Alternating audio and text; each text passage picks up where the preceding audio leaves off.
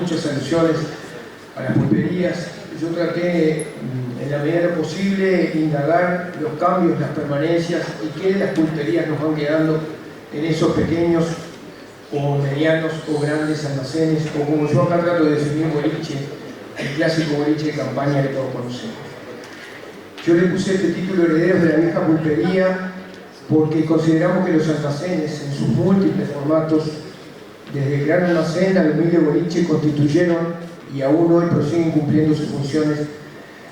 que tenían los místicos antecesores. La pulpería gaucha como punto de encuentro, como espacio de socialización, de aprovisionamiento, se ha ido readaptando, configurándose a los avatares del tiempo y de alguna manera constituyéndose en lo que hoy, dispersos como eran ellas, siguen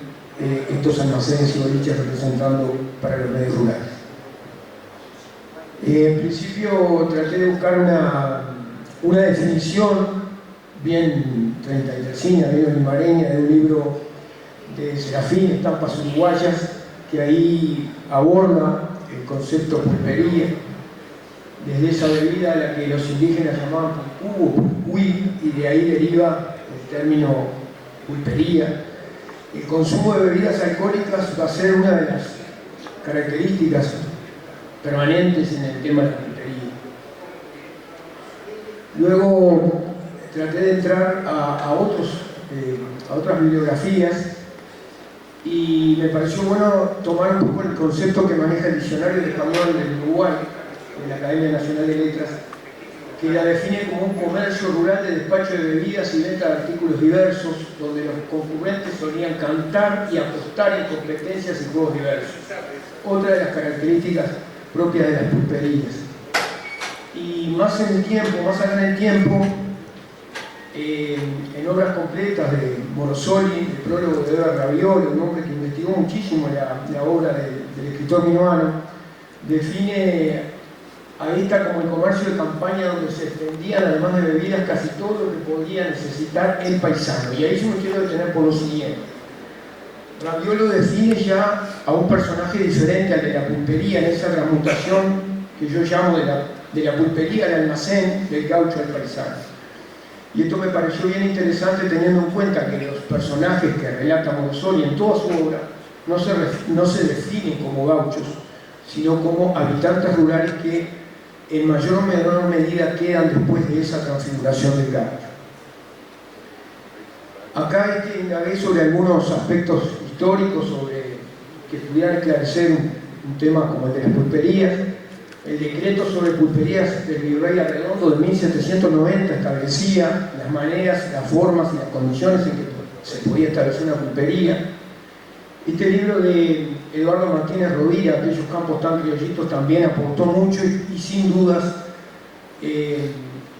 nuestro coterráneo Aníbal Barrios Pintos, en Minas, 2 siglos de historia, también aporta muchísima información sobre las pulperías y los almacenes. Y luego no podía dejar de mencionar a Dossetti, a don Santiago Dossetti, un hombre de estos pagos también, porque territorialmente había nacido en Gutiérrez, muy cercano al límite con 33, y que aportó muchísimo a esta historiografía. Y estos son algunos datos que pueden ser interesantes, porque ya en 1783, recién iniciado el proceso de fundación de Minas, ya se instala, a través de la autorización del gobernador del Pino, un permiso para instalar una pulpería en la naciente población de Minas, que tiene ese proceso de 1783-1784. Pero es muy curioso ya que en 1791 hay una primera pulpería en Minas que era regenteada por una mujer, cosa que a mí particularmente me llamó mucho la atención, pero que es una cosa que es una constante que se va dando a lo largo del tiempo. Y estos también, esto aparece con las investigaciones de Barrios Pintos, que es todo el inventario de una pulpería de 1801, que por razones de un crimen ocurrido en ella,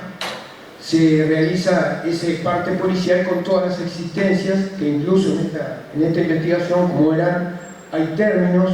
que prácticamente ya no se usan, pero la mayoría de ellos refieren a telas de diferentes tipos, muchas que hoy ya ni siquiera se fabrican ni se conocen, y sigue permaneciendo el tema del alcohol, y las cosas más clásicas como pueden ser los fideos, la hierba, las nueces, las pasas, el jabón, el vino, el aguardiente, la caña, zapatos, chalecos, calzoncillos, medias, todo eso había en esa pulpería de 1801. Y bueno, acá pongo en juego un poco esto de luces y sombras, un espacio de acondicionamiento y encuentro social, sede de recreación, carreras, naipes, taba, tejo, sajo. Desde la mirada nuestra, y yo esto lo hice con estudiantes y con incluso algunos niños, el año pasado tuvimos la oportunidad, después te lo voy a relatar, de trabajar con este aspecto de la pulpería. Pensábamos que el tejo lo veíamos de la manera actual de ese juego de playa, digamos, y el tejo que jugaban en las pulperías era con una base parecida, pero con un cuchillo que se clavaba en el suelo y luego se lanzaban monedas y el que arrimaba más la moneda del cuchillo se llevaba. Era una de las maneras que había de las tantas formas de apuesta, que por supuesto donde hay apuestas y donde hay alcohol ya se sabe también las consecuencias que puede traer. Y eso es una permanente alusión a los duelos, como decían en otras ponencias anteriores, duelos criollos, crímenes y bueno, hechos de sangre que también las pulperías tuvieron. Este tipo de escenarios de episodios violentos y también un ambiente predominantemente masculino, pero no el centro de mujeres. Esta foto que mi antecesor, el joven investigador que aludía al famosísimo y realmente un patrimonio cultural nuestro como es el archivo fotográfico de don Aníbal Barrios Pinto, que ahora está disponible desde hace mucho tiempo en la Biblioteca Nacional con más de 10.000 fotos que además están encarpetadas por departamento, lo que permite acceder rápidamente al material. Esta foto es emblemática porque esta pulpería, la pulpería de Ramírez, ubicada en Polanco, quinta sección de La Valleja, hoy transformada en almacén, sigue funcionando tal cual en el siglo XIX. Ahí tenemos a Ramírez, ya no está hoy, están sus descendientes atendiendo a un paisano en esa misma reja, con la misma glorieta, los mismos lugares donde el gauchaje se juntaban en aquellas soledades de Polanco, y probablemente hasta el propio Darwin, que pernoctó en la estancia de Juan Fuentes, distante muy pocos metros de ahí, vaya a saber si no anduvo por esa pulpería. Esto lo saqué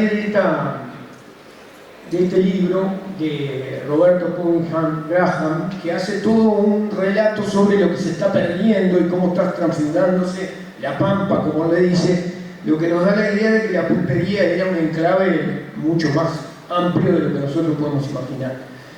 Todo lo que es el sur del Brasil, la pampa argentina, por supuesto todo lo que es nuestro territorio. Y ahí dice todo lo que está cambiando y termina con esa frase, ay de mi pampa, como diciendo, bueno, el famoso término ese que yo no sé si no tendrá vinculación con esto, adiós, pampa mía, como tantas veces se dice. Esta foto es de una jornada que llevamos a cabo con la colaboración muy valiosa de Pachacho en una particular pulpería que tiene enclave muy cercano acá, en Estación Retamosa, departamento de La Valleja, que tiene la particularidad que dentro de la propia pulpería funciona una escuela rural. Los niños tienen clase donde los pasos del pulpero parece que todavía se sienten y los viejos, las viejas estanterías y anaqueles donde antiguamente estarían las múltiples artículos que allí se vendían, hoy están ocupados por los libros de los niños y por los útiles escolares. Por supuesto que la reja también se conserva y tras la reja se instaló un museo que relata un poco toda esta historia de la pulpería, que está abierto al público por si lo quieren visitar. Queda en la ruta 14, muy cerca de Zapicán y muy cerca de José Pedro Varela. Aquí ven el encuentro que se hizo el año pasado. Aquí también funcionó una posta de diligencia, por eso yo escribí ahí pulperías, postas y diligencias aliadas para el progreso. Acá luego traté de centrarme en esa transfiguración de la pulpería al almacén, ya el almacén como un comercio de mediano o gran porte que podía asumir el nombre de ramo general por la variedad de productos que sí se vendían. Y el boliche, sacado de este diccionario también de los cuentos completos de Morosoli, dice pequeño despacho de comestibles y bebidas, que todos sabemos a lo que nos referimos. Los que recorremos la campaña sabemos bien que hay pequeñísimos boliches que justamente lo poco que tienen es algunas bebidas y algo lo más imprescindible para el visitante.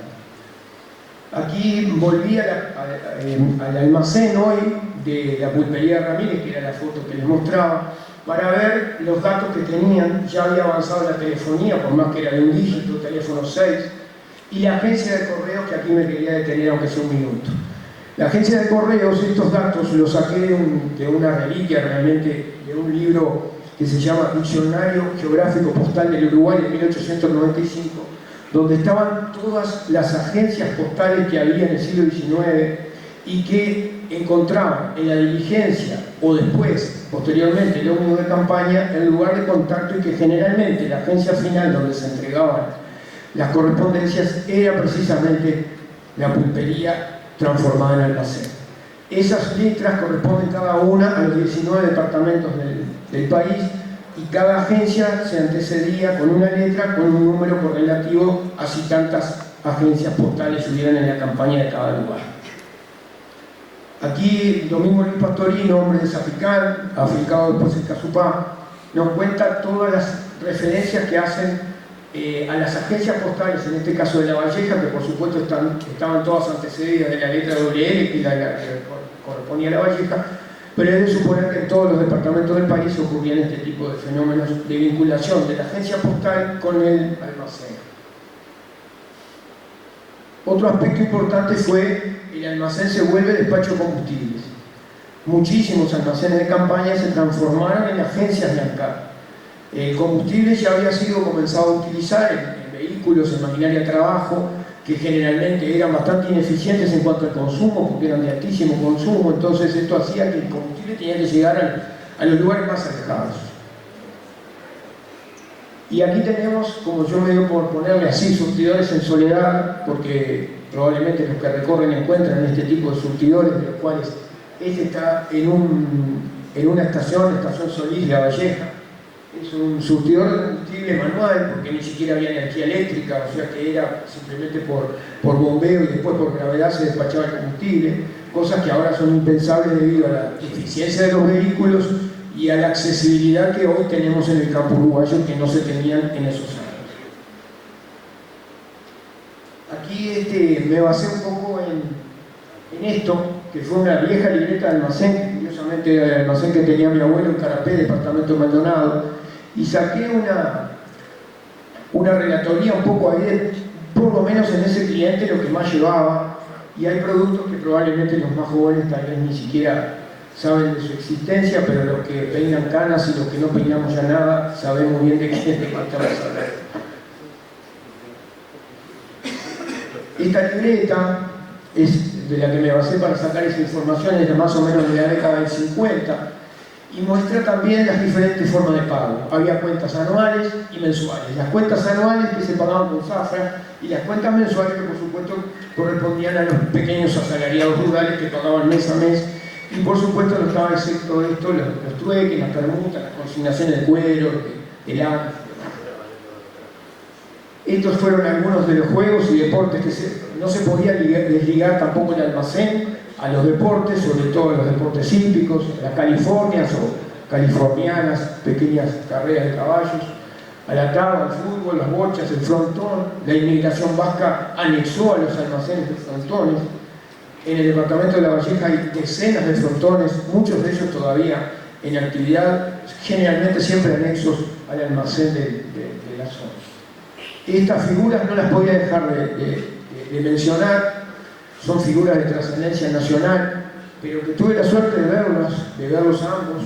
a Wenceslao Varela y a Santiago Chalar. Santiago Chalar tocó muchas veces la guitarra y se dice que fue el primer lugar de campaña que tocó la guitarra para el paisaje en aquel lugar, fue Polanco, en esa reja que estuvimos mirando. Tampoco podía dejar de ver esa transmutación rioplatense en las figuras de Florencio Molina Campos. ¿Quién no se acuerda de estos viejos almanaques de alpargatas? Y ahí ya ven la cercanía, ya el almacén, o sea, la pulpería transformada en almacén,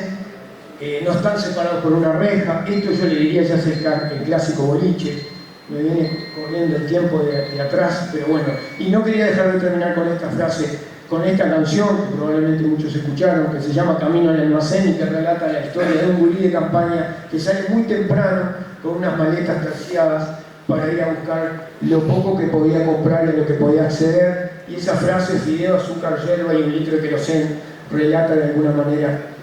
lo que significaron y aún hoy significan esos pequeños, medianos o grandes almacenes de campaña, hoy herederos de aquellas viejas pulperías. Nos vamos después a invitar para que todos los sentidos de alguna manera puedan estar en esta memoria. Traje una de las pocas cosas que yo pude comprar, y mejor dicho me compraban cuando iba al almacén, eran estos viejos Candel, que todavía es lo poco que nos queda dando de aquellos años, para que pasen por la sala de café y puedan compartir uno y instalar de alguna manera en la memoria estas cosas. Muchas gracias. Acá está la